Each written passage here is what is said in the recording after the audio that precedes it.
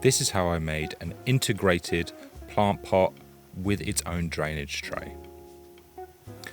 I wanted to make these purely because a lot of my decorative pots are very simple. They're not very interesting, so I wanted to make a plant pot that was a little bit different and that had its own drainage tray, and I didn't need to clean it up afterwards. I started off by throwing 1.5 kilograms of clay to make the main pot body. Last time I made this, I threw it in 3 parts. This time I'm going to throw it in 2.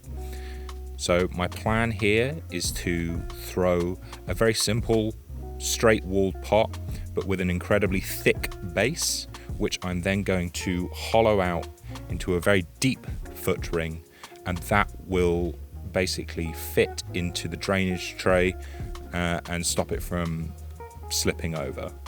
As you can see here, I'm coning the clay up and down, opening it up to make the pot walls. The form of this pot is supposed to be incredibly simple and supposed to be quite minimal. So really, it is just about getting very nice straight walls. There I am using a chamois leather just to get a nice smooth rim on the pot, using a turning tool to take off the skirt on the bat, and then using a metal ruler, a bit like a rib, just to get even straight walls, and then scrape some of the slip off so that it can dry nice and evenly, using a sponge to take all the moisture out from the pot, and then just with the chamois leather again, and then it's ready to take off the wheel. It will remain on the wooden bat, and some of the technicians will wire it off when it's ready to be stored away on the shelves. The drainage tray is the height of simplicity. It is a straight walled pot, and I just have to use a ruler and just check that it's the same diameter as the main pot body. And then exactly the same process, scrape the slip off, and then it's ready to go on the shelf.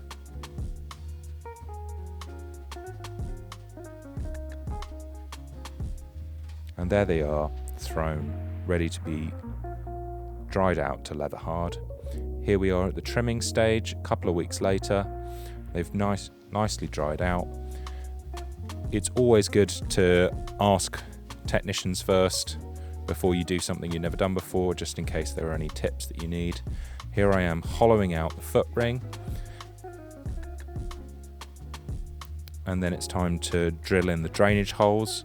So obviously part of this pot's purpose is that you can water it, and then the water will just simply go into the drainage tray and not make a huge mess.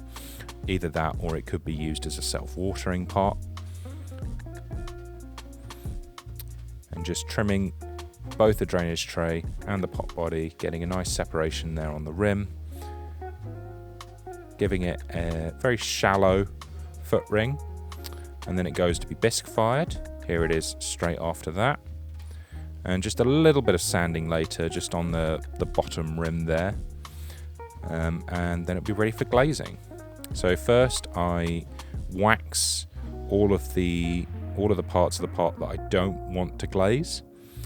So obviously that's the connecting bits, the inside of the drainage holes, just so that they don't get clogged up with glaze, and then the top rim, just as a decorative feature, and then the bottom of the drainage pot and also the rim.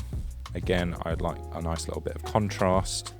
And then I'm using one of the pre-mixed glazes at the open studio that I do my work at, and very simple, just a nice dipping glaze.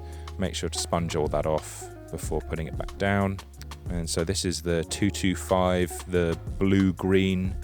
The results vary, which, I like the look of.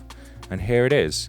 It came out definitely a lot more blue than I was expecting, but I'm really happy with this result. I think it's a great second attempt. Let me know what you think in the comments, if you would like to buy one of these, and thanks very much.